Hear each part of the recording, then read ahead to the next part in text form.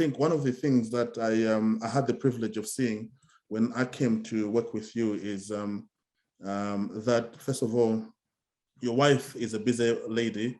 I mean, she is a doctor, right?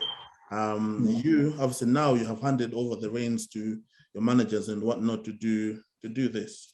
But then obviously as an Adventist person and as people who are studying businesses, obviously many husbands and wives, and they're busy people, they're working class and whatnot, so they want to start business. How did you manage that with family? Because I mean, that's the biggest thing. You have family and you have kids, obviously, and you have business and you have a busy wife. How were you able to balance that? I think, you know, as I said, the key thing is to have the mind. Somebody said they've always been in the business-oriented family. Even if you haven't been, just have the mind.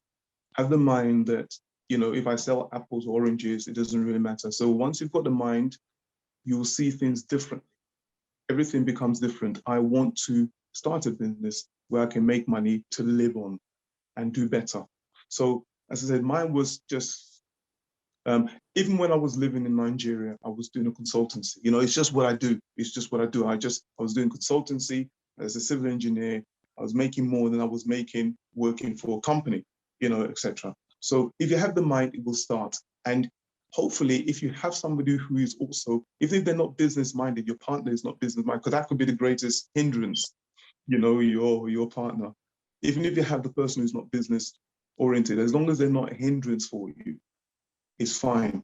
Because sometimes it's better that you get on with the business end of it while they go on with the steady Eddie end of it until, you know, when I say the steady Eddie, i.e. a regular salary coming in. Because, you know, when you're doing a business, the money's not always coming in all the time. But so I just basically, I was working, you know, as executive director of colleges. I was director of the last college I left was New College Nottingham.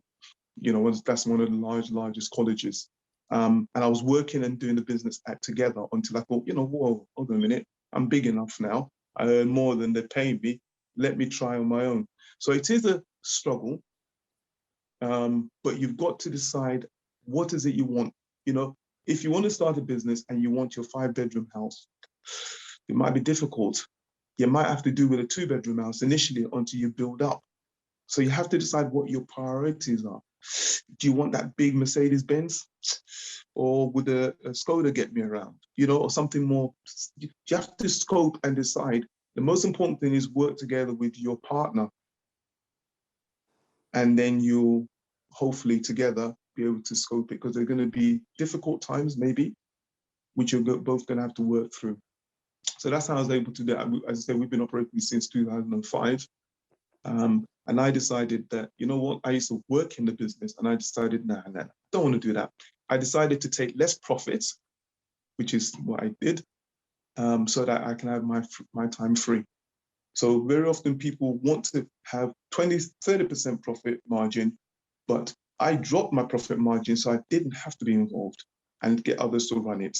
That's how I like to run my thing. So there's decisions which you need to make in order to move forward. How do you decide that you're at the level where you can hand over the reins to others to focus on what you, because obviously I know you are a farmer now, you love some of this. About that. I'm not sure about farmer. I'm not sure about being a farmer. Actually, you know, no, I'm not a farmer. I'm just, I don't know. It's a funny old thing, because look, it's very simple equation. Let's say your business is turning over, let's say you're being paid 100,000 a year and your business is now making 100,000 a year, you might decide that's a break-even point. Time for me to walk away. But make sure before you walk away, it's sustainable. It's not just happen to freak, you know, uptake, upsurge.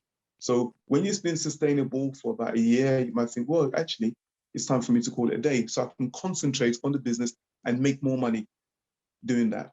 So look at a break-even point, whatever you call your break-even point. As I said, if you're getting 50,000 a year and now you're starting to make more than 50,000 a year in your business, constantly, sustainably, and I'm talking about profit here, and I'm talking about turnover. As we say in the business, turnover is sanity, or is vanity. Turnover is vanity. Profit is sanity. So turnover is vanity. So if you're turning over £1 million, we're only making £100. It doesn't matter. Somebody who's turning over 100,000 and making 10,000 is better company than you are, because they're actually making the money. Okay, so you decide on your break-even point. Generally speaking, I would say once you started to match your salary net, then it's time to start considering, well, maybe I need to call it a day and concentrate on this business. Because the good thing about it is if you're a lawyer, you're a doctor, you're this, you're that, you're a carpenter, you've still got your profession. So if push comes to shove and it didn't work out the way you want it to work out, you can always fall back on your profession. Yeah, resources are there. You just got to be smart about how you tap into those resources. You know, remember what I said? If you think you can, try. Have a go. Have a go. You've nothing to lose as long as you're not putting hundreds and thousands of pounds into it. If you think you can, try. And remember, you could be one of those with smart idea, but no money. You could be the man with lots of money, but no idea. The two can work together. The two can work together. Just a story which I always tell when it comes to business, right? Just very quickly. There are 3 devout men, as devout as you can ever get them, okay? And they decided they want to get to know God even better than they know God. So they went away to an isolated island all by themselves. And the first man, you might have heard this, but in my own way, I'll tell it. The first man, they sat there for about 4 or 5 days. Nobody said a word to each other. The first man got up and he walked across the water and he sat on the other side and he did nothing. And the other 2 sat for a few more days and thought to themselves, okay. The second man got up.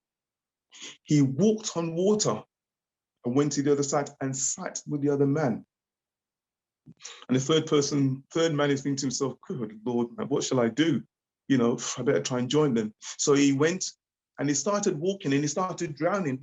He started drowning and kept coming back. He tried again and again and kept on trying. And after a while, the other 2 looked at each other and they said to themselves, should we tell him where the rocks are? So sometimes I should, maybe it's a bit too, pressure, but sometimes you need a man or woman to show you where the rocks are. Honestly, you can. If you think you can, that's my motto, try. And you will, by the grace of God, because we're not doing it on our own. We're praying, we are hopeful, we believe that our Creator and our Maker is behind us. And, we can go a long way. You can go a long way, and yeah,